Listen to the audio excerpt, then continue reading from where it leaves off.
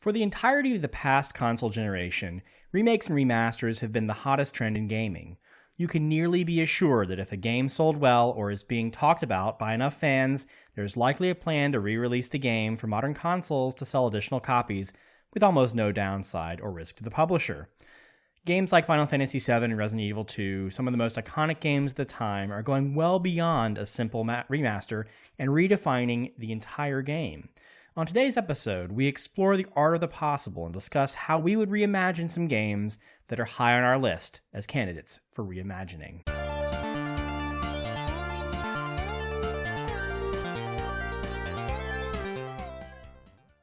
Welcome to episode 58 of the Business Casual Gamers podcast, the show focused on gamers with jobs, families who have things to do in real life. My name is Chris Smoke, and as always, I am alongside my co-host, Mr. Aaron Connick. How are you, sir? I'm awesome, Chris. Looking forward to this one. Very good, very good. Each episode better than the last, yes, sir. Better than the last. But before we jump into that, let's do a little bit of housekeeping. You can find us on our website at businesscasualgamers.com. You'll find links to absolutely everything there. Don't worry. If you can remember one thing, businesscasualgamers.com is your go-to source. If you use the Twitters, you can find us at BISCasualGamers. You can also find us on YouTube. Search Business Casual Gamers there, or you can pull it off of our website. We also have a couple of new things coming to the website I want to talk about. You might have seen it. You saw us tweet about it a couple of weeks ago.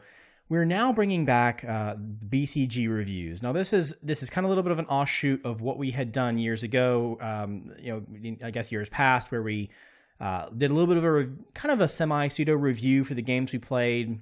A lot of people liked those, and a lot of people wanted a little bit more of some feedback on games that are current, things they might want to pick up that are popping up. So as Aaron and I play certain games, there's not going to be any set schedule. We're going to put out some reviews. Right now, we have an Octopath Traveler review, and we have a new Dead Cells review that's out there.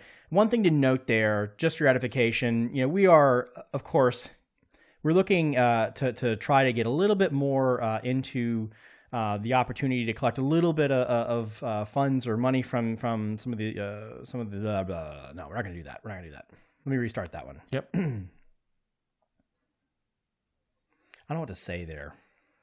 Okay, I'll do it. Welcome to episode 58 of the Business Casual Gamers podcast, the show focused on gamers with jobs, families, or just have things to do in real life. My name is Chris Smoke, and as always, I'm alongside my co-host, Mr. Aaron Connick. Sir, how are you today? I am great, Chris. Looking forward to this episode. Each episode better than the last, sir. But before we jump in, let's do a little bit of housekeeping. You can find links to everything we're talking about at our website, businesscasualgamers.com. Please check us out there if you need to links to absolutely anything. If you're on the Twitters, you like the social medias, you can check us out at BIS Casual Gamers.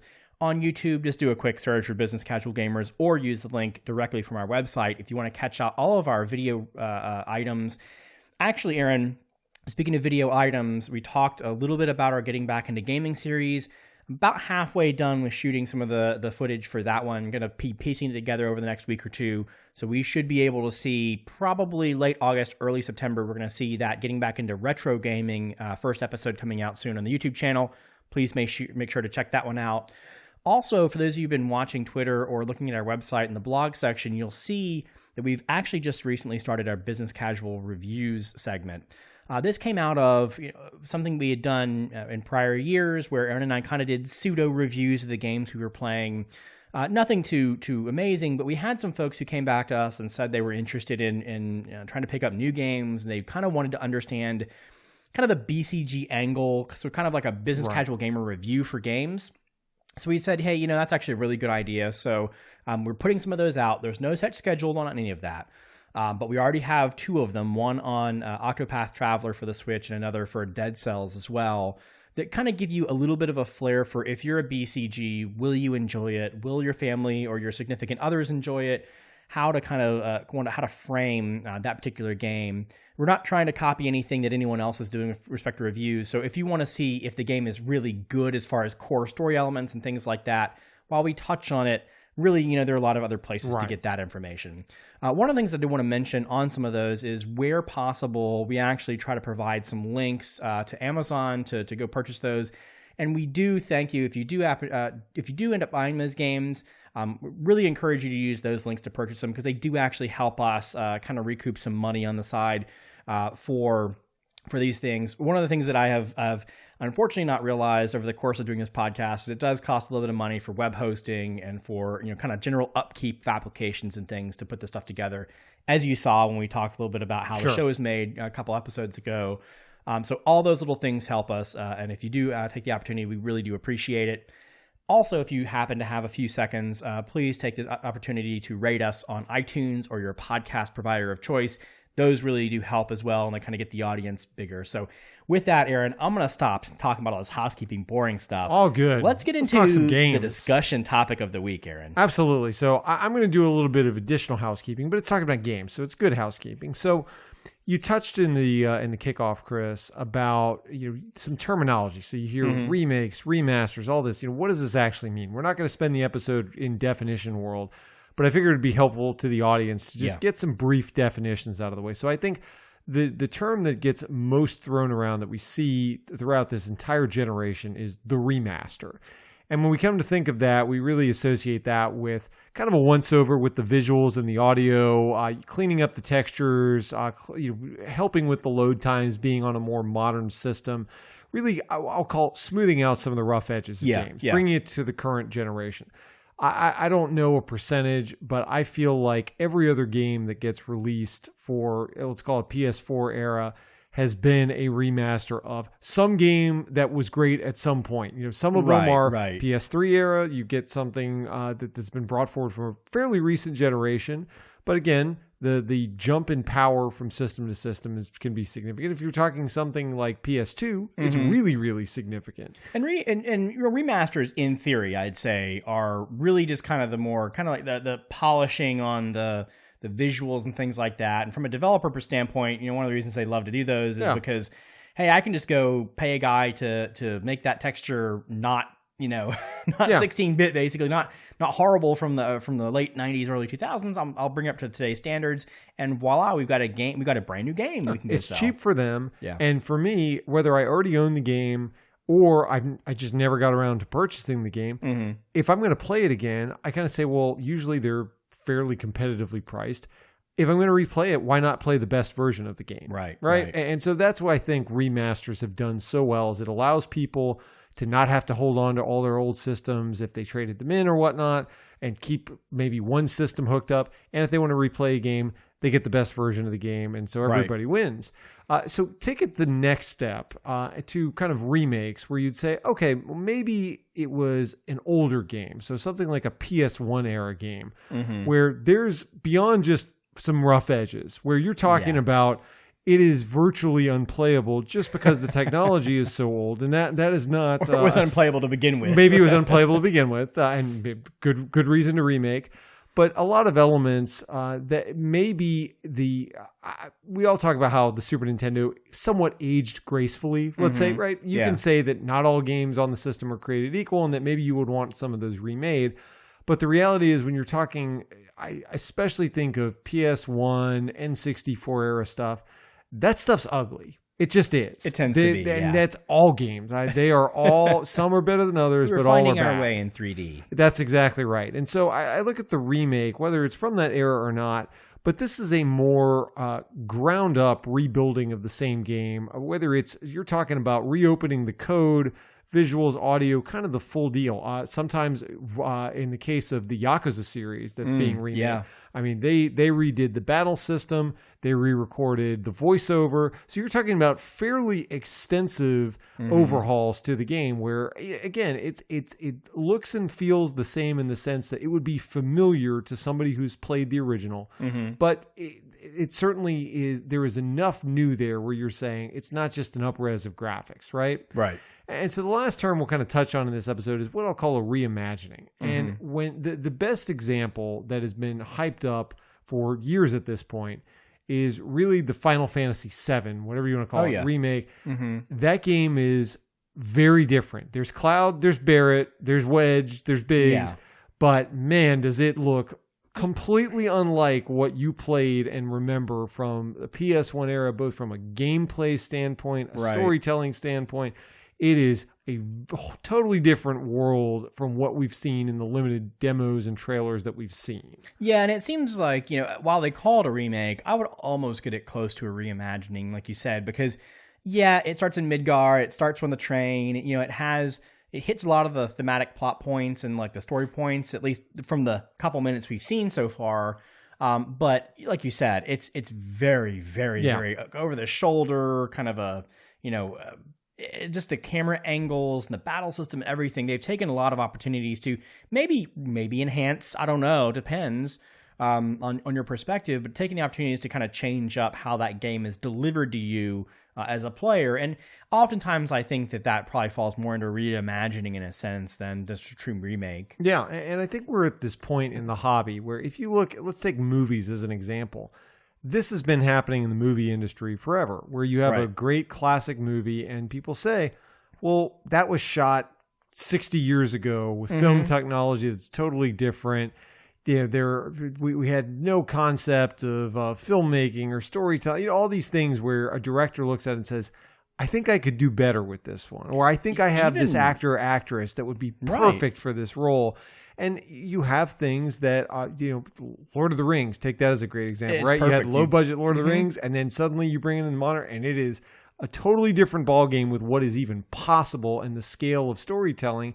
And that is not terribly dissimilar of what we're talking about with games these days. Even, take Lord of the Rings. It's a perfect example. Even the modern ones, right, where the theatrical release was, about 3 hours long for each one of the movies, and then the director's cut, right, was, hey, here's all the stuff that I really wanted to show you and convey to you and have you experience for each one of these 3 games of these movies, but I couldn't do it. I couldn't make you sit in the theater for 6 hours or 4 hours, right? Everyone told me no. So I trimmed it down. And I think, this is a really good opportunity for those developers to say, hey, here are some story points that weren't quite as well delivered, or that I didn't, I just want to really get the chance to hammer in these points. Or like we'll talk about in a moment, there are some games that have some unfortunate mechanical components that were either forced based on, the console or the hardware they're on, or they just thought it was going to be really cool to do, and turns out it's not so much fun. They get the opportunity to kind of redo those lessons learned. Yeah, and that's kind of one of the cool things is that we've got people who, let's say I'm a young developer and I worked on a game 15 years ago, and I'm looking back at the game that I spent so much time working on. I've had the chance to hear fan feedback. I've thought about, well, if I just had a little bit more time, or I remember my own experience and the team's experience making the game. And now these people who have stayed in the industry, they've got fans that are clamoring for a lot of the changes they asked for when the game was released, right? There's a market of people. The game may not be available to sell on a current console. And if I'm that developer saying, okay, what's my next game? I kind of have that burning feeling inside me. Like, I really want a shot to make this the game that I knew it could have been. And if fans are lining up to pay for it, because that's a sure thing and the fans want it, this seems like a really good match. And so it's not really surprising to me why this has become such a popular trend. But if we kind of take a look through and talk about some games that have been done well on more of a remastering level, right? More of a kind of an up-res. One of the ones, Chris, I know one of your favorite games in your top list, Last of Us. Yeah, I don't even know how it could have gotten better from the original, because the PS3 version was awesome. Yeah. And then, I'm not we've talked about this before. I'm not really a big fan of, not as I'm a big fan, but I'm not one to go by the PS3 version, the PS4 version, the PSP version, the Steam version. In fact, I think Overwatch is the only game that I have for PC and for PS4, only because people were playing in different realms I wanted to play on. And it kind of killed me to double buy the game. But for Last of Us, I bought the remastered version, so now I have both. And it is still, it is so much nicer than even the 9.5, 9.9 out of 10 the original was. This is a 10 plus. So funny. I remember when you got the remaster, Chris gave me, because I hadn't played Last of Us, he gave me his PS3 copy. I played it, subsequently gave that one away and bought the PS4 remaster. Yeah. So I totally understood. Even I was like, why would I get this different game? That was probably the game that kicked off the buying spree of, man, I need to upgrade everything to remasters. Well, now. we finally got into the root of your problem here, Aaron. Yeah. It was all that game. That's right. Well, another set of games that I've probably purchased 5 versions of, that would be Resident Evil for me. So specifically Resident Evil 4, but I also own Resident Evil 5. I didn't like the remasters of the original Resident Evil and Resident Evil 0 because they kept the tank controls, and tank controls suck. And you can't really, I mean, how are you supposed to compete with the Master of Unlocking and that great voice acting? No, it is very, it's difficult. So bad, it's good. It is true. But Resident Evil 4 and 5, specifically, let's talk about 4 because 5 was a PS3 era game. Later in the console life, so it looks pretty good. It was much like what you talk about with Last of Us. You're saying, is there really much more we can do here?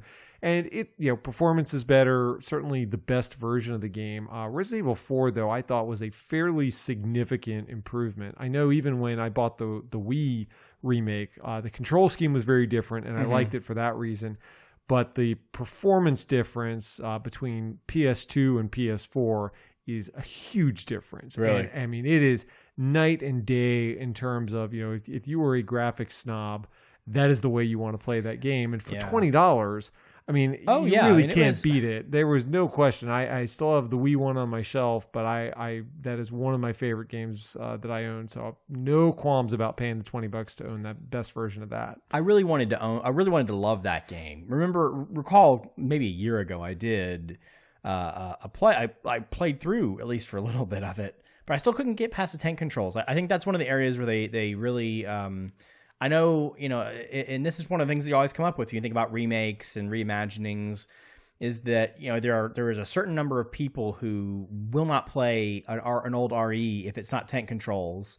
And then, because it's just how it used to be. Sure. And then there's a certain amount of people like me and you, or at least like me, where I think, it's really hard after playing so many games like Last of Us without tank controls, and you put this beautiful game back in front of me that I just want to dig into, and the controls get in the way. And I think that's one of the big issues. And come January, I know my favorite game of the last E3 was Resident Evil 2. Oh, yes. Which was, other than 4, my favorite Resident Evil. So I am very curious, and we will know in January which way they go on that. But it looks gorgeous. So another one we want to talk about that came out recently was Crash Bandicoot. Yes. The Insane Trilogy. I think this was... they did a lot of things right with this game, I think. It looks a lot better. They tightened up some of the things. They, I guess, unfortunately made it a little bit harder, as we kind of found out. It was a hard game to begin with, as we talked about. Well, and it's, and it's not, I'd like to say it's not hard because it's inherently a hard game. It's just that there are some really goofy things going on that are counterintuitive with, like, hitboxes. So, like, you end up dying by, jumping off of thing or falling and, you think you're going to hit a platform, but you don't. You fall to your death, or you hit like spikes, or you hit an enemy or things like that. Those kinds of things on the side-scrolling levels become a little bit harder or a little bit more frustrating. But in fact, a lot of people, including myself, had to put it down for that reason. But it still looks beautiful. I think they did a really good job kind of tackling, an era, a type of game and a mascot for Sony that, really I never thought would actually come back out again. No, right? I never thought I'd see Crash Bandicoot again. Another one, while we're on the mascot topic, that is coming out, I believe it's November now, the Spyro trilogy, which was another one. I mean, this is where people remember Ratchet and Clank. I think that was a more iconic series and mascot set. But Insomniac's original mascot character was Spyro. And those games, even though they're butt ugly because it's PS1, those games are absolute masterpieces for anybody who hasn't. And the fact I still owned them for a while after I acknowledged to myself I'd probably never play them again. Before the purge of the PS1 era, where I finally came to terms with the fact that the games are just too ugly. But when I saw the Spyro re-release, I pre-ordered that right away, and I am very excited to see where they go with that. Speaking of that, I will say I just noticed that we'd spoken about the Gaming Historian before on YouTube. I should go check it out because he actually just put out a history of Spyro. Oh, excellent. Really interesting, good video. Check it out if you like it. It really does kind of paint the picture of how, and I didn't even realize how important Spyro was at the time when it comes to kind of a Mario or an N64 kind of a killer when Nintendo's kind of doing pretty interesting things with the open world aspect of it. So worth checking that out for sure. Another game, now we're talking about Nintendo, that I think is just, it took a great game and made it even better is Wind Waker. I think the HD remake, or remaster, I should say, of that game took we know, we've talked about it before. I think Wind Waker is an exceptional Legend of Zelda game. Some people disagree. Some people don't like the cell shading. I love it. Absolutely love it. And I think putting it on the Wii U, I know, it's Wii U, but putting it on the Wii U and, and giving it those high-res textures made it look so much nicer. It is a joy to play. And the performance, too. That was a problem I had with the original version. And so they cleaned all of that up in the Wii U one, which was honestly my only real complaint of the game is I want the performance to be better. It's excellent. The last one I'll touch on, and this is partially for the completionist in me, even though I have not played through all the Dark Souls games, because I get good at them and then I'm making progress and then something happens and I have to take a break and you got to get back in the zone. Yeah. But still, I have upgraded all of them. This is all the Dark Souls games. So I remember the first one to get brought over to PS4 was Dark Souls 2. So Scholar of the First Sin, that was kind of a fairly recent game for PS3, but remastered for PS4. That did well. Obviously, Dark Souls 3 was originally developed on PS4, but then recently they've gone back and remade the original Dark Souls, which was a huge hit. I mean, Demon Souls did well, but Dark Souls was the game that I think caused that series to go very much more mainstream than anybody would have expected when Demon Souls came out. I still am hopeful that Demon Souls will be remade as well because I love that game too. Yeah. But all of those games, I was very happy to pick those up. And again, just cleaned up some of the rough edges. Certainly the best performance that the game has ever had. On having an online system where they're not having to maintain the old servers for PS3, that kind of stuff where people move on. So a lot of good decisions to help preserve that series that people are still very passionate and active in today. So, Chris, let's talk about some just real quick hits on some other things that haven't quite made it into that either remaster category yet, but ones that we'd kind of like to see that need to be preserved. So, Chris, I have a good one. We've talked about it before on the show. Uncharted Golden Abyss for the PlayStation Vita. This game, a lot of people don't play this game, and well, because I guess nobody has Vitas. Nobody's listening to us, mistake. Chris. No one is listening. Just please go buy a Vita. Just get it. Get one before you can't cheap. get them anymore. Get the OLED version because I really think those are really nice looking, the original ones. But anyway, this is a full scale Uncharted game. It is awesome, but they need to remove the touch controls. And this is one of those, this is a perfect example, the quintessential example of a launch title with a game with a fancy little, touchpad in the back of the screen and a touch screen on the front of the thing. Like it does nothing. And I'm sure that the developers knew what was happening. I knew, there was a meeting on Monday morning. We're like, Dave, dude, we just got to get rid of this stupid touch stuff. Like we have to. And then Dave says, you know what? But we're a flagship. We're third, we're first party. We can't do this. We can't take this. We can't do this. And so what would happen is, we have these things, like you said, where you go find a note and the note comes up on the screen and you have to literally scrub your finger over every pixel of the entire note to be able to check off that you've read it. Interactivity. Chris. Interactivity. And it took a lot. I won't lie. The first time I played the game, I more or less threw it in the trash because I wasn't going to play with that stupid those controls. Then I got to the point where I had some time on planes and I said, well, I have to be playing something. Let me just force my way through this. And I got into it and it is an exceptional game, but they just need to get rid of those controls. Yeah. So another one for me is one we played. If you go to our YouTube channel, you will experience the glory that is this game. And that is Guardian Heroes. Best game. Guardian Heroes is a masterpiece of a game that I'm confused as to why it has not been released on PlayStation Store or somebody hasn't picked that up. But to me, the only things they would need to really do, one, I definitely want them to fix the slowdown. I mean, the Saturn, they have to. Not the most horsepower of any system out there. I feel like that would be a very easy thing to on a PS4. I mean, heck, even on a Nintendo console. This thing would perform admirably, I'm certain. It had like tons and tons of large moving sprites on a Saturn console. I mean, it's like, you could see it coming. But the graphics, as you can see, watch our YouTube channel, watch our BC Plays. I mean, it still holds up. The style, it is a game that has aged very well. Battle, like the versus battle stuff and like the story. The one thing I would say that does need to get fixed, Aaron, is they need to allow free movement. Yeah, so I didn't love the foreground, background jumping stuff. It kind of seemed unnecessary. If you go look at the video, take a look at our video on YouTube of us playing this. They have like back, middle, and close as far as like planes your character can walk back left and right on, and you had to use L and R to like move between them, and it really got in the way half the time. I mean, sometimes you can exploit it, but I think reimagining that game today where you have free movement back and forth, it's over. I mean, they don't make games like this anymore. Let's be honest, Chris. All we're trying to do in the game anyway is use the Golden Warrior to nuke the entire screen, regardless of which ground you're on. So if you're playing that way... You just hit the key point, though. You cannot redo that voice. No, that voice sample, if that goes, I go. No, exactly. There's no way. That's a keeper. That's like the only other thing I think that would be better than perhaps Guardian Heroes would maybe be a Streets of Rage remake. That would be good, too. Count me in on that one, team. I absolutely. Who has that license?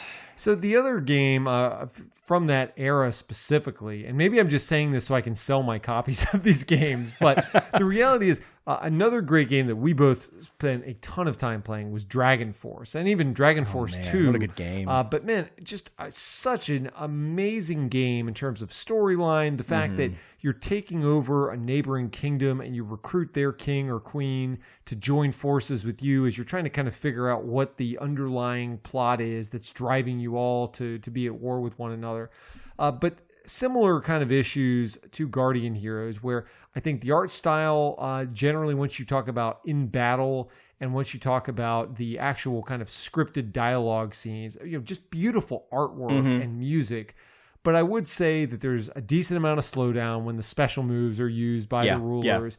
You've also got a lot of imbalance between the classes. I mean, they tried to make it kind of a rock, paper, scissors battle system, but there are some classes that are just much more specialized. It's like they're a hard counter to this one class, but really weak against others. And then some classes that are just generically pretty good against everything. And so I think that took a lot of the fun of kind of your army building out of it, and you started getting a little bit more samey. Yeah. But those are all elements where you could, heck, I'll take this invitation. If you want to sit down with me for an hour and have me point out everything to read, that is a very easy game to bring forward, preserve, and fix completely. And so that would be another big candidate. It's kind of like a really cool but bigger scale Fire Emblem, I think, done right. I mean, I love that game back in the day. I mean, they had some loading time things. I mean, of course, again, it's another Saturn era game that is kind of slow to get forth through, but.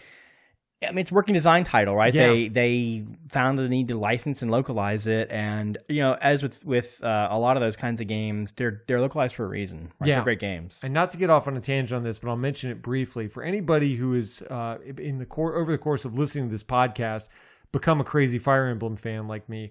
If you actually notice in the Switch version of Fire Emblem, if you notice in the trailer, it looks like they have a lot of, when you're in the battles, armies battling each other in the background. It looks like Dragon Force. When I first saw it, I thought too. It looks like it might just be kind of stylistic of it's not actually affecting gameplay. It might just be a visual effect. But I am curious if they go somewhere with that. I thought I heard they were going to try to do that a little bit. I could see that being maybe a kind of signature battles type of a thing, but I digress.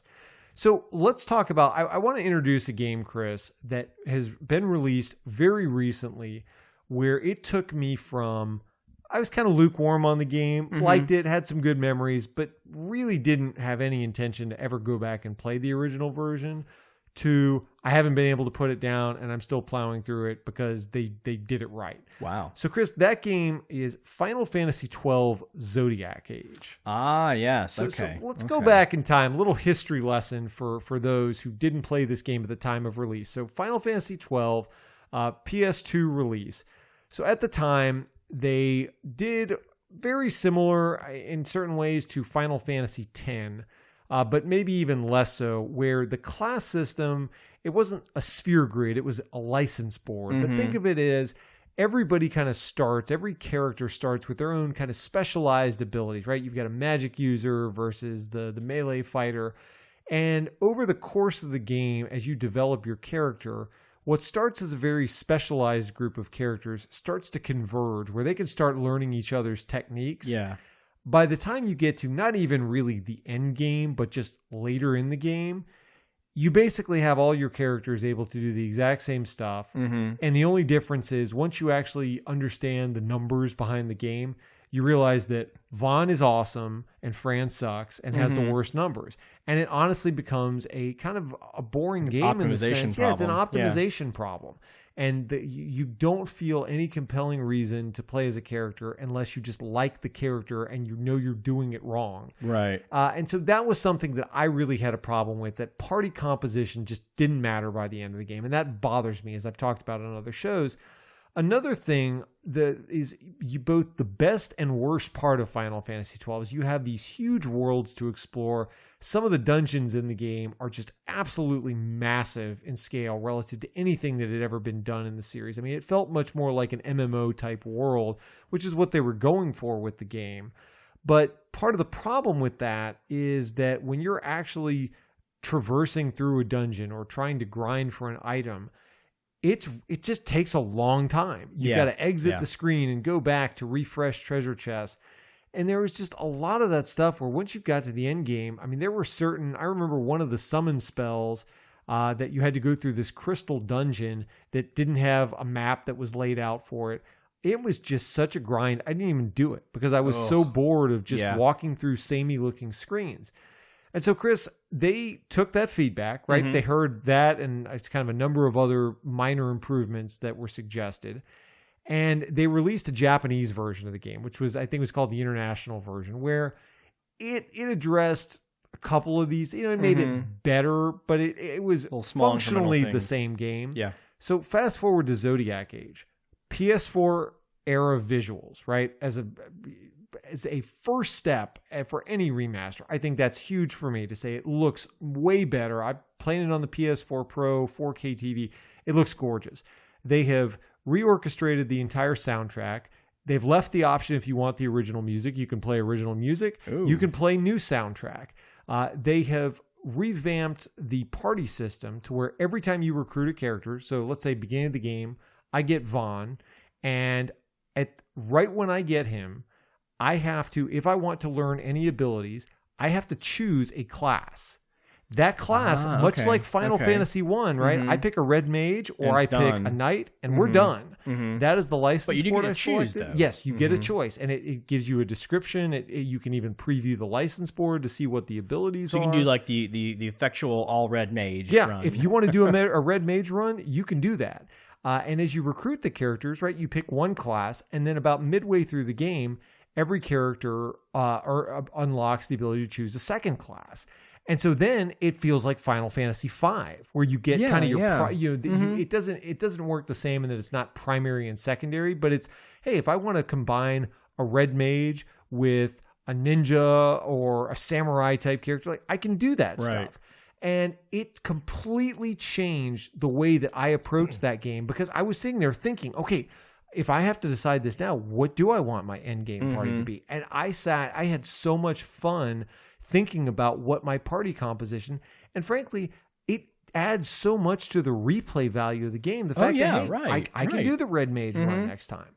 The other big thing that now that I've played it, I maybe I just need to insist on this for all RPGs. Persona does something kind of similar in the battle system, but if you recall with Final Fantasy 12, whether you love it or hate it, a big thing was that you could set these macros, or gambits as they're called in the game, to kind of set the actions. Say, okay, if my character's health falls below 70%, this character is going to prioritize casting a cure spell on them. And so it took some of the mundane button pressing out of routine things that you knew you were going to do, but it just let the computer or the AI do it for you, so you could focus on the real strategic stuff. And so they put an option in the game to either play the game at 2 times speed or 4 times speed. Now, this is walk speed, battle speed, everything. And with the click of the left bumper, I can turn it on and off. And if I want to slow down for a battle so I can focus on it, I press a button and it's normal speed again. It is so seamless. And when you're going through a dungeon where you're just saying, yeah, I just want to get to the next screen, there's not a lot going on, that you just want, I mean, it has cut so much time off of my playtime that, Chris, as a this may be the BCG feature that we have to just push for in every game. Yeah, this is the first time I saw this, another Square game, was Final Fantasy VII's re-release for the PS4, where you could do very similar things. You can get through the first quarter of the game like in no time flat by strategically turning up and turning down the speed. And I think that's a really cool idea. Because, for me, like you said, it's a very good BCG feature. If I need to walk from one side of the world to the other and, I just kind of want to hold A and kill everything in my path and I can do that, let me just do that. Don't make me wait because every world needs to feel amazingly huge and realistic. It doesn't mean I need to spend, hold right and just spend 20 minutes walking, right? So I really think that's a cool feature. It should be added, frankly, to most games that can kind of withstand that kind of a mechanic where it's not twitchy in a sense, right? You couldn't do it to a beat 'em up or whatever, but in RPGs it makes a lot of sense. Or when you have these kind of gambits going, it makes a lot of sense because the game can kind of play part of itself, and then you can kind of, one of the things I think they haven't kind of experienced is how you can kind of short circuit parts of the game to help get you to a point where, because it's very hard in an RPG to say, oh, well, there's, like the, like the opera scene in Final Fantasy VI. I love playing that. I love playing it so much that I've always had one of my 3 saves right outside of that. But what if I could find ways to skip to it? Yeah.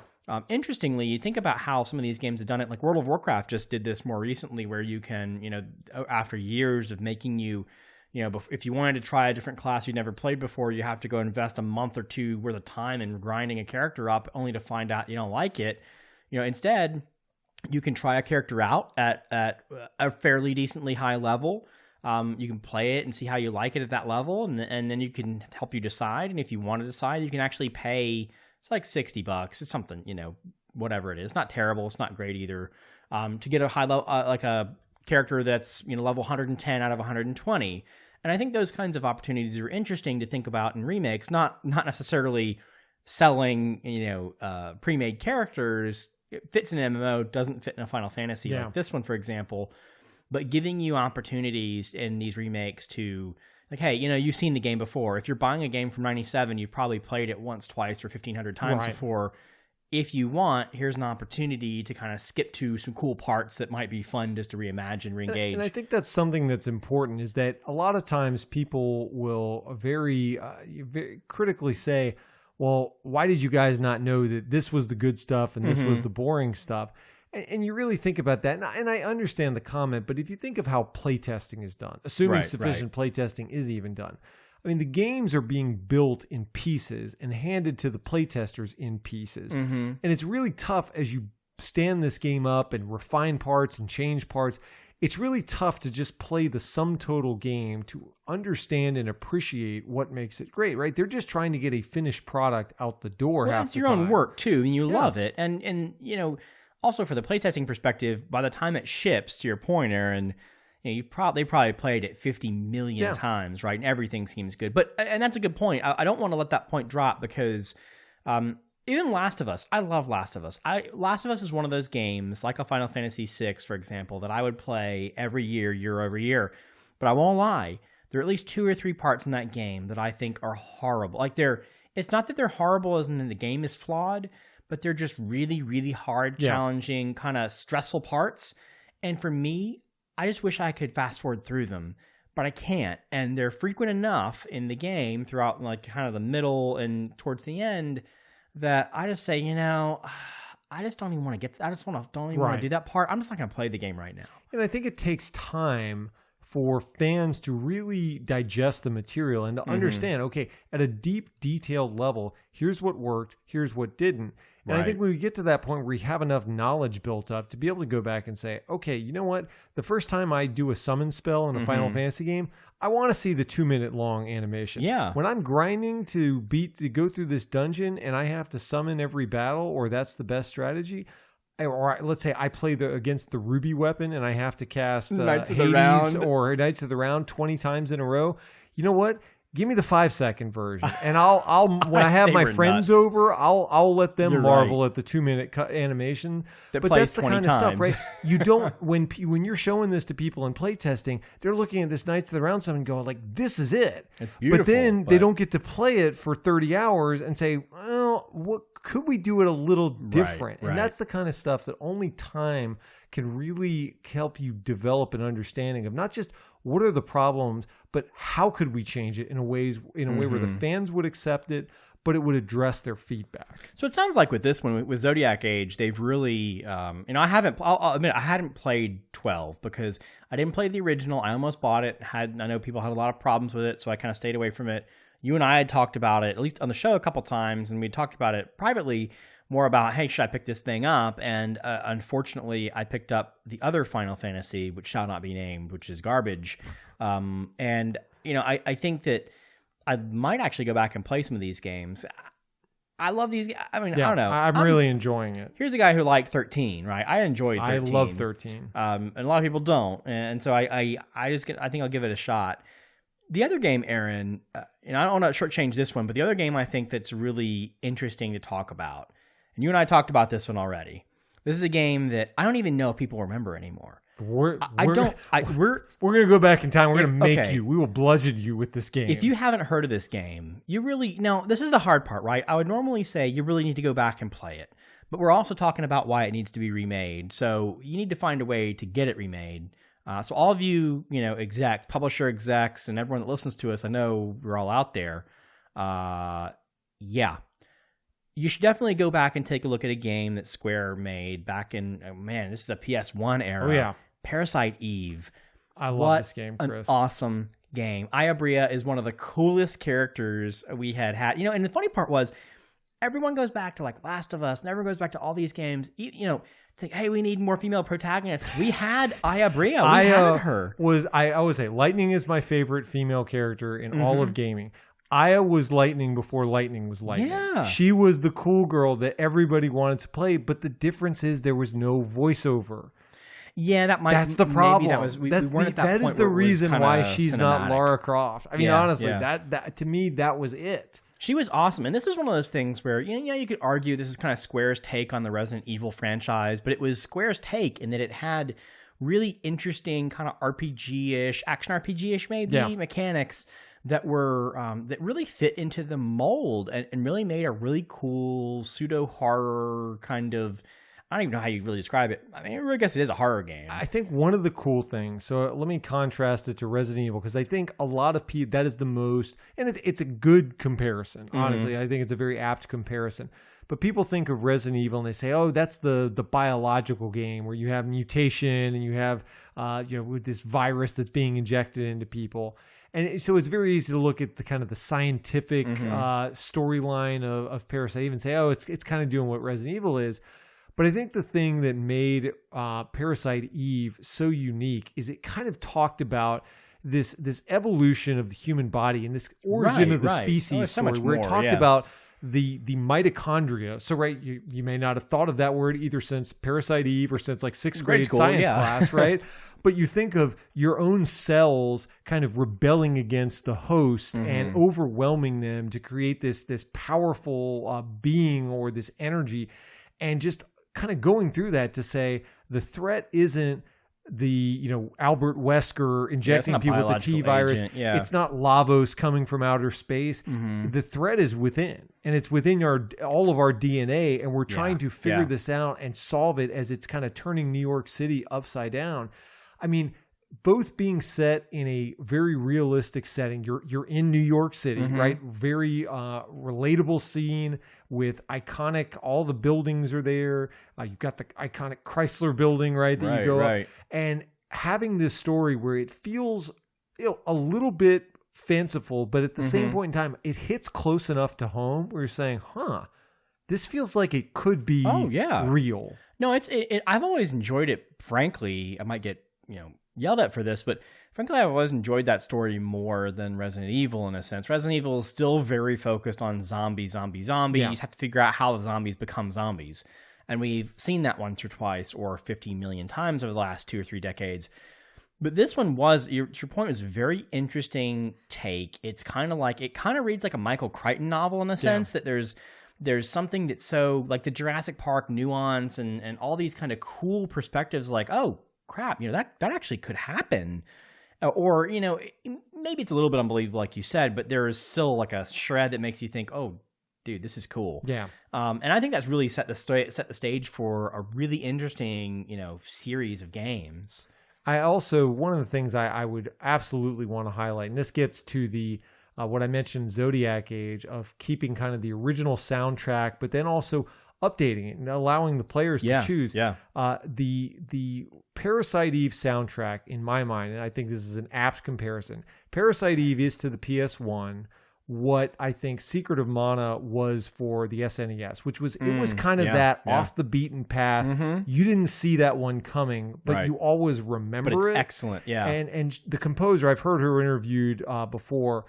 She talks about kind of the challenges of doing something out of the ordinary. It has a lot of ambient sound. There's a lot of opera music in it, but with a lot of electronic background. Yeah. It is such a unique soundtrack that I still own. I have the double disc in my collection to this day. It's one of my favorite soundtracks of all time. And I think that's something that for people who come to a lot of the Square games enjoying the music, I think that is one of the forgotten gems in the collection that, again, if we can get the game up to standard, and we'll talk about how to do that, the music alone is worth going back and enjoying. On that note, take a little bit of a sidetrack. For those of you who are listening who really enjoy kind of stories on how these games, like the audio or the music is made for these games, you might not realize it, but you should go back and look. Go to YouTube and look up GDC Doom soundtrack. And the gentleman who composed a lot of the Doom 2016, I think, Doom 2016 redo of the game, talks about how he approached very similar kinds of things in a different, obviously different, kind of more FPS-ish feel. He talks more about how he pieced together all this sound. And I think that's a really interesting point you're making about how these composers and sound designers come up with a set of music, in some cases sound effects, that really help underscore the tone of the game, and how that good ones last decades. Doesn't even matter what's in, what's not in, whatever. We talk about how Spyro looks like garbage by today's standards, the original Spyro that is, but a soundtrack of Secret of Mana still sounds amazing. And these soundtracks still sound amazing. So I think these are the kinds of things. What's interesting about this entire remake conversation is very few times, I think, will you find one of us or anyone else saying, hey, remake the music in part of the game. It's really more visual and then mechanics focused. Yeah, I think another area that Parasite Eve was way ahead of its time. So if we talk about all Square games, right? Get Crystal Sword, equip Crystal Sword. Right. Now, you wanted the better loot. That was fine, but it was mainly just better numbers at the beginning. And even once they started allowing you to equip your character and show the actual item on your character to where it was animated at least, Parasite Eve went a very different direction. You had guns, not swords, but you were equipping stuff. And not only did it function different, the ammo capacity was different. The distance that it could actually fire. So with a rifle, I could be much further away from the enemy and shoot it versus a pistol or a melee weapon. And so distance mattered, the number of rounds, the firing rate. Right. You could apply status effects to different guns. There was so much weapon customization. And you think of games now that are literally built around the weapons, which is a Borderlands or a Destiny, something where the whole fun of the game is building and speccing out a gun to do crazy stuff. Parasite Eve, obviously PS1 era game, and so there were clear limitations on what was possible, but that was something that always stood out for me. And certainly when you led up to, again, I'm not going to try and spoil the game, but there's elements that you need to understand, even if you haven't played through it, that are worth spoiling. Once you got late in the game, you could go in the extra dungeon, the Chrysler building, and you would get this scrap material that you'd have to bring back to the person at the police station. And when you brought enough scrap material back, you got to make one ultimate gun, and you had to choose basically the class. Do I want the rifle? Do I want a grenade launcher, or do I get one of the potential special guns? And making that decision to say, oh wow, like what weapon class do I really want to go all in on, and how do I want to spec it out?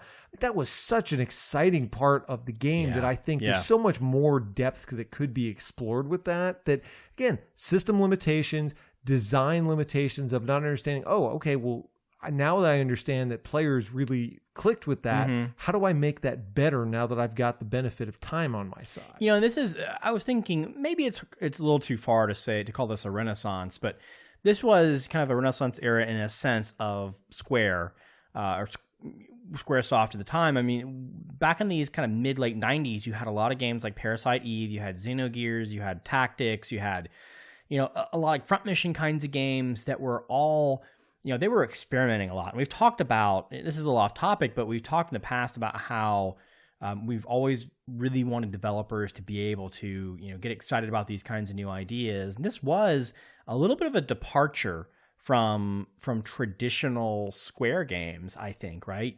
And what's interesting about all this is the ones that made, like I'd say of the ones I just mentioned, maybe a handful would be remix worthy or reimagining worthy. But here, funnily enough, in 2018, many years later, we're sitting here kind of lamenting about how amazing these unique aspects were. Even now, we kind of struggle to find games that do these kinds of things. So I think that it would behoove ourselves to really take a hard look at games in this genre. You know, even just Aaron and I talking before the show, we're thinking about more games that we might mention when we're kind of going through this. And part of those, all those games, actually, I'd say, were all in PS1 era, were being Saturn era. Yeah. All these kinds of games where there was a lot of really cool ideas being tested. And to your point, Aaron, sometimes we were held up by limitations in the hardware or things like that, load times that make it challenging. But imagine what you could do if you take those games now and then tweak them for, you know, virtually limitless power for all intents and purposes when it comes to remaking a game. From you can make the 90s. The game you want now. Exactly. Now, some of the things, what would we fix? What would we change? What would we improve? One of the things that I will say is that the game, if you were to try and go back, and this is true for Parasite Eve or Parasite Eve 2, if you were to go back, they are nearly unplayable because the graphics are just so dated and the battle systems really can't stand up. Especially in Parasite Eve, the 1, you had this top-down camera that didn't really seem that grand in scale. It didn't allow for a lot of freedom of movement because you had so many enemies on what felt like a very cramped screen.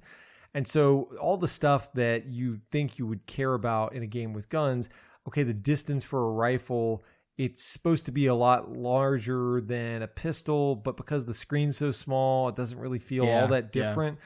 So I think that was something that was really held back, where if you were to get away from the top down and you were to have a more real-time, whether you did like what some of the later Final Fantasies do, where you have an active time where, let's say, you can't pause the action, but you can still just bring up a menu screen.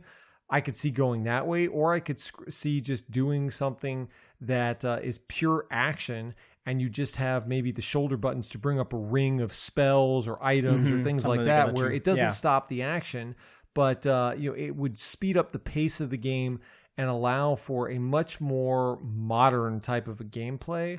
And I think you're seeing some of this, even if you were to watch the Final Fantasy VII remake.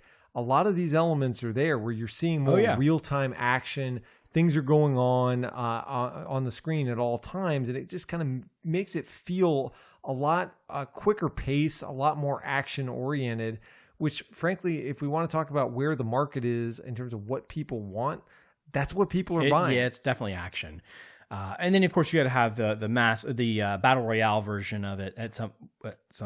Yeah. No, you don't. We do not want to do BR. Okay. No, we don't want that. No. I would say that another element that we'd really, I think, have to look at is the voice work. That was a big, again, this is PS1 era, so this is true for Final Fantasy VII. This is true for lots of games. I mean, voiceover was Master of Unlocking. Well, they right. didn't. You were glad I mean, to you get think that about it, back in that era. Back in the day, granted, I should talk because I'm not a voiceover actor, but I think a lot of times VO actors and actresses probably were focused more on commercials and cartoons and television, kind of televised media versus and kind of film industry, less on video games. And I know for a fact, I talked to some people who are doing this in the past where they looked at these things and like, I don't want that. I don't want a video game on my resume because it's just kind of, it's like I went to the late night infomercial stuff as opposed to the big motion picture feature. So, but now, and I think that was reflective, right? You had to have people. And I she talked to some developers a long time ago about this, and they're like, yeah, we needed some voices, so we got like John down the hall, and we got Stephanie, who does art for us, and we just like put him in a booth and with a microphone, and they just said lines, and we just had to use it. We couldn't pay anyone for it. But now, like you said, there's a big industry. VO artists are love to do video games. They love to do other related things as well, and so we get. Not to discredit or disparage the people who did it back in those days, but they are true actors and actresses that can really sell the character and the emotion and the movement behind the voice. Yeah. And they didn't not know just, what good looked like. Jill, the master of unlocking. Jill. It's like it just doesn't work. And so I agree. They got to take those VO things and try to re-record them, and they have to do it right though. It takes the right talent involved, takes the right director, and does take money, of course, to do it as well. But I think this is a game where I did a lot of research before we recorded this, and I know that there is a very vocal and seemingly it's tough to judge on the corners of the internet how big the movement is, but this is a game that I see requested a lot that encourages me. And I think the reason that the world does not remember Aya in the way that they should, I mean, again, was not Final Fantasy. Final Fantasy, even though it had the same limitations, Final Fantasy is Final Fantasy, and Parasite Eve was a new IP.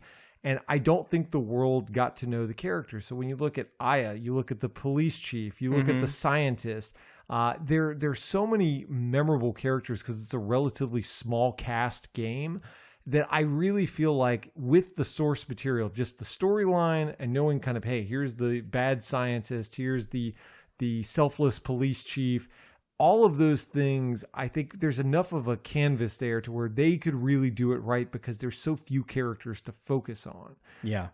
Another thing I think they really need to do, and this is one of the things that is encouraging me the most when I look at the Final Fantasy VII remake, especially when you get into PS1 or Saturn era games, you had the advent of the cutscene, right? Think of that where it's game has Popeye arm characters for 2/3 of it. And then they play the good graphic version where they look completely different. It looks way higher resolution, and we're basically just playing a movie, right? And then we're going to get out of the movie and go back to gameplay. Nowadays, because of the technology, there is really no such thing really as a cutscene. All of it is tends to be done in the game engine. It's fairly seamless when you break, even if it's more cinematic and you're not really playing what's going on. It's much better blended to where it gives a constant visual effect, and you can, and a lot of times, what normally would have been a cutscene, you can have some interactivity during that. I think for Parasite Eve, that had some incredible cutscenes, I think that would add so much to the drama of the game. So I think back, the opening scene of the game, which is, in my mind, it's one of the most memorable scenes where I as a cop pulling up to the scene, and there's been this opera performance, and the audience has been set on fire. And because you don't know what's going on at the time, but I remember it playing this cutscene, but I could imagine going through the theater as that's happening and people are catching on fire, but they don't know why Aya's not catching on fire. Right. And something like that where you're walking through and you see the high resolution of the people that are like bursting into flame. I could imagine how much better that scene would be if you got the graphical horsepower and the in-game interactivity behind it. And then in VR. I think that would be an opera. Well, it's ironic that it's an opera scene, right? You talked about the opera house earlier. Moral story is all opera scenes are cool in games. Put more operas, more cowbell, more operas. I'm gonna make a game that's just an opera. Just opera. You're sitting there listening to opera. I think we have your next game idea. Good to go, $1 million idea. But this is something that I think there are scenes in that game, and I'm sure there are many others in other games, that the idea was there, and the source material is really rich. It just didn't have the horsepower behind it to make the scene or make that part of the game everything that it could have been. Yeah. I tend to agree. I think what we'll actually find as we go through these is, the opportunity to your point, Aaron, really kind of well, normally I think it has been pretty shocking to have those cutscenes pop up that have such a jarring kind of transition between the in-game engine and then the cutscene itself. And so when we think about how this is going to, how a reimagining, well, think about the Final Fantasy, go back to Final Fantasy VII Remake as an example.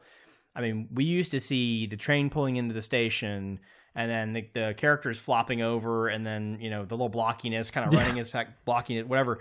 Well, I invite you to go back and look at the latest, gameplay, well, quote unquote gameplay footage of this game. I don't know if it's going to actually look like that when the new developers have kind of, finished with it. Assuming it ever gets finished. But, that reimagining is basically more movie-like, right? Last of Us, we've talked about it before, is like you're playing a movie. Uncharted games like that as well. And many times that's really the kind of way you set it up. And so in this game, in a Parasite Eve, I mean, imagine, it's not like a Resident Evil might be, granted they've done hundreds of Resident Evil movies at this point, I feel like. It's a little bit tongue-in-cheek. It's a little bit like, the T-virus stuff. Yeah, zombies, whatever. But this really plays like a paranormal horror movie, or a horror thing in a sense. And you can build this game to be a very interactive movie. And when I interjected VR there, I wasn't really being facetious in a sense. I really think that this could be an opportunity, much like a Resident Evil 7, where you could have a really cool game without VR, but then you put yourself in VR as Aya, and you're walking through that theater, and people are combusting, and you don't know why, and they don't, It'd be incredible. It would be a really, really interesting kind of perspective. Speaking of reimagining, another area of this game that I would really want to kind of go above and beyond the original material. I love all the characters of the game. Aya's great. The detective, all the other police that you interact with, the scientist, all great. And this is a bit of a spoiler, but, again, I'm trying to entice them to remake the game. But one of the characters that becomes apparent as you go through the game that is there is Aya's older sister, aptly named Maya. Mm-hmm. And I don't think that there is enough direct interaction between the two of them in the context of they are aware that they are sisters. Now, I won't spoil how you meet Maya and kind of what's going on with her. But I felt like they didn't play up the sister aspect enough, and that the only real time that you get the payoff that you're looking for of that kind of real direct sister interaction is at the end in the Chrysler Building, which I wanted more. And I love Aya. I love Maya so much that I really feel like you could rework the story to keep that kind of climax scene towards the end, but also have more meetings throughout. Like, think of it as you were to do Final Fantasy VII, where you were to say, okay, there's not enough backstory on Cloud versus Zack. How do we play that into the narrative a little bit more to clear some of that up? I think you could add extra scenes or just rework the ordering of some of this to say, okay, same core story, all there, but we are going to play up this aspect that fans really enjoyed and play up a character that maybe didn't have as much of a leading role as we could have given them. And I think that would just make this game a complete home run all over again.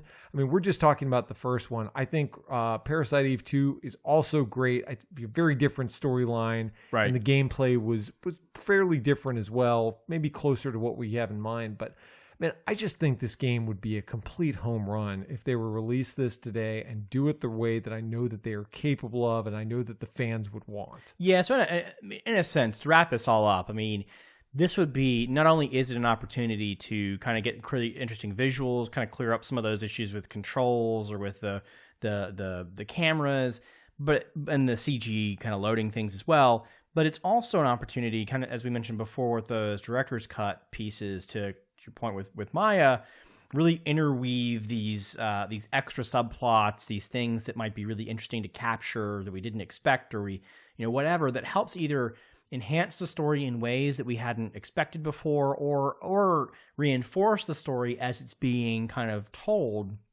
I really do think those are opportunities there. And, for those of you that are kind of naysayers in a sense, as we kind of wrap this topic up, I know a lot of people might say, well, and even we have talked about this in the past, ironically, about how you just keep turning the crank on these games, make a Parasite Eve 1, a 2, a 3, a 4, a 5, a 6, a 7, whatever. Oh, and then when you're done, you start over. You re-release 1, 2, 3. It's really not about just re-releasing for the sake of re-releasing. It is, in this case, a lot of times, because we're talking about PS1 games or Saturn-era games, there's just no easy way to get those games before. I mean, we were talking about before, one of the things personally for me, I love Final Fantasy Tactics. I don't really feel like I have Tactics for the PS1 and I have Tactics for the PSP. I still don't feel like I have a quote-unquote easy way to play Final Fantasy Tactics. The best version has not been made at that game yet. Right. And and I think that's one of the things where that's a perfect example of a game you should say, hey, that really does deserve a remake. Not because we want Square to turn the crank on the game, but, there's certainly an interesting and compelling viewer base or fan base that would play the game, hopefully make it worthwhile. And it's kind of, to your point in the very beginning, it's really a little bit of an easy win. But it also re-exposes a new set of gamers to this game that they might have missed. I mean, if you weren't into RPGs, as a lot of people weren't back in the day, prior to Final Fantasy VII, you mentioned you play RPGs, you either play Dungeons and Dragons, the paper stuff, or you play Final Fantasy kinds of games. You don't play too many, like Phantasy Star maybe. Right. Other people don't play those games. Once Final Fantasy VII became a little bit more mainstream and then beyond, then people started playing them. But for a while, there were a lot of people who just kind of ignored what Squaresoft was doing and Enix was doing before they kind of merged. Nowadays, I think they would really love the opportunity to go back and play I'd say go back and play those games, but to play those games in a way that does not require, to your point, putting up with some of the horrible visuals of the PS1 era. And I think that's really what we're getting at here. I think, meanwhile, you get a little bit more creative direction, some other interesting things that help weave together an overall better game. But, you let us know what you think. I mean, for us, these are some games we think are really interesting. I'm sure just listening, you're probably popping up with a couple things that should be opportunistically snatched. Please let us know. We'll definitely go out and find those licenses. As long as you guys provide the funding, it's no problem at all. Opera House the game.